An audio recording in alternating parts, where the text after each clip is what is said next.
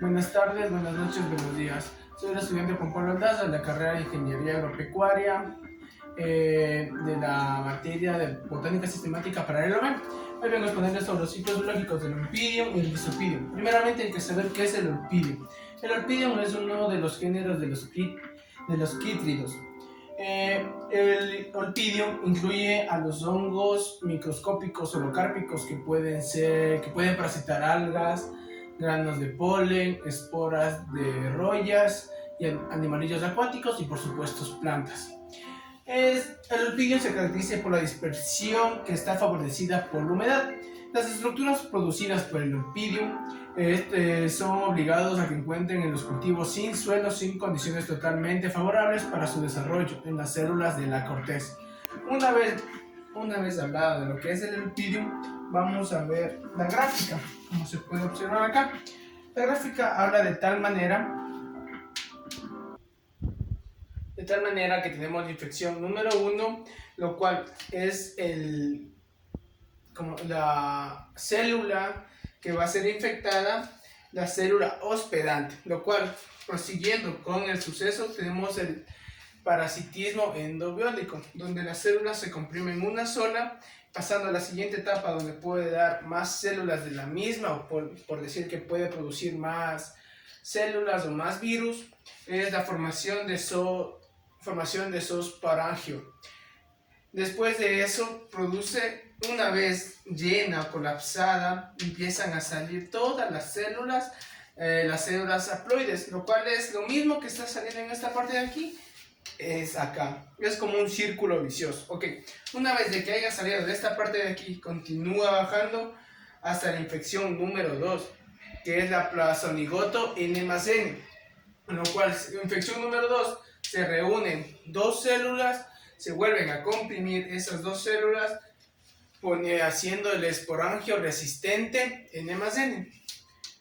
Lo mismo, se unen las dos y empiezan a producir más células, más virus, K y R, y termina con la germinación del meiosporangio.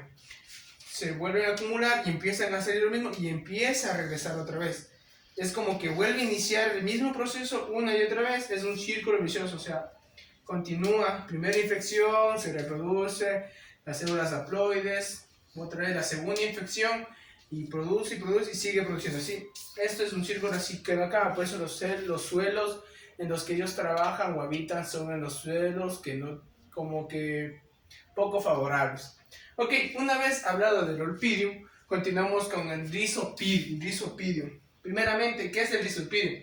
Es también una orden de los hongos quítridos de la división Chytri o Dimicota. Ok, los hongos de este orden son unicelulares y en su mayoría todos son parásitos. Todos son los que contaminan el suelo o diferentes plantas. Se producen asexualmente porque son zoosporas y hay algunos que se producen asexualmente. Se reproducirán sexualmente. Ok, una vez conocido sobre el Rhizopidium, todo lo que podemos decir como datos iniciales, continuamos con lo siguiente. Acompáñenme por acá. No. Bueno, nos cruzamos por este lado de acá. Tenemos la siguiente gráfica, la segunda gráfica de los Rhizopidium. Ok, para la gráfica de los Rhizopidium tenemos lo mismo. Primera infección, primer hongo, primer parásito que se puede observar. Baja de la misma manera, se introduce en una célula hospedante, lo cual hace que se produzca, tenga sus propias raíces y produzca los rizoides de fase vegetativa. Fase vegetativa nos da a entender como que se reproduce dentro de uno, absorbe energías del suelo y con eso sobrevive. Esto es el parasitismo epiobóntico. Una vez de ver el parasitismo epiobóntico, pasamos a la formación de zoosporangro.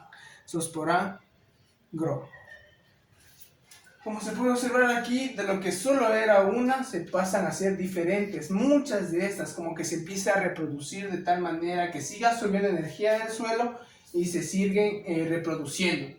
Después de la formación de zoosporango, zoosporas pasamos a la siguiente fase, que son las zoosporas haploides. Una vez llena la parte donde están todas las bacterias, empiezan a salir de una en una porque la capa donde están sostenidas ya no tiene más, o sea, ya no resiste más. Empiezan a salir y se forman las zoosporas haploides. ¿Qué son las zoosporas haploides? Como lo explicamos en la gráfica anterior, son aquellas que es el inicio, como el inicio para que otra vez empiece en la infección número 1 y tenga lo mismo de célula hospedante y así continuando hasta que termine en la formación de zoosporango y empiece otra vez los haploides. Pero también hay que tener en cuenta que las zoosporas haploides producen gametógios, los cuales tenemos en esta parte de aquí el gametógio masculino, el gametógio femenino. Como se podría decir, es un contacto gametangial. Tenemos el gameto masculino, el gameto femenino, se empiezan a reproducir o se unen con una reproducción y se forma el hipnocigoto. ¿Qué es el hipnocigoto? Es la unión del gameto femenino con el gameto masculino, formando una fase de lactancia, una fase en la cual las bacterias se están uniendo, se están reproduciendo, se están criando, se están creando las bacterias en ese instante, lo que nos da a entender una pregunta, es K y es R. No es una pregunta, no es una afirmación, sino está preguntando que si es una KR. Después de eso, después del que el hipnocigoto de fase de lactancia empieza otra vez a salir, lo mismo que vimos acá en las zoosporas haploides, empieza otra vez a salir como que ya no soporta más donde le están conteniendo y otra vez sale. Empiezan a salir y terminamos con la germinación del hipnocigoto. La germinación del hipnocigoto, ¿qué nos da a entender? Que empiezan a salir otra vez las bacterias, inician otra vez y a dónde nos lleva, como dije, a un círculo vicioso, a la infección número 1. Esto se puede dar a entender que es un círculo vicioso, podríamos decirle, en el cual inicia y nunca termina. Siempre van a aparecer más para hacer esto. Bueno,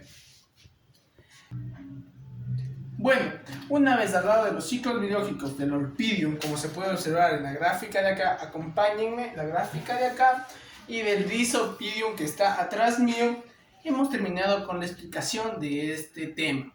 Muchas gracias por su atención. Gracias.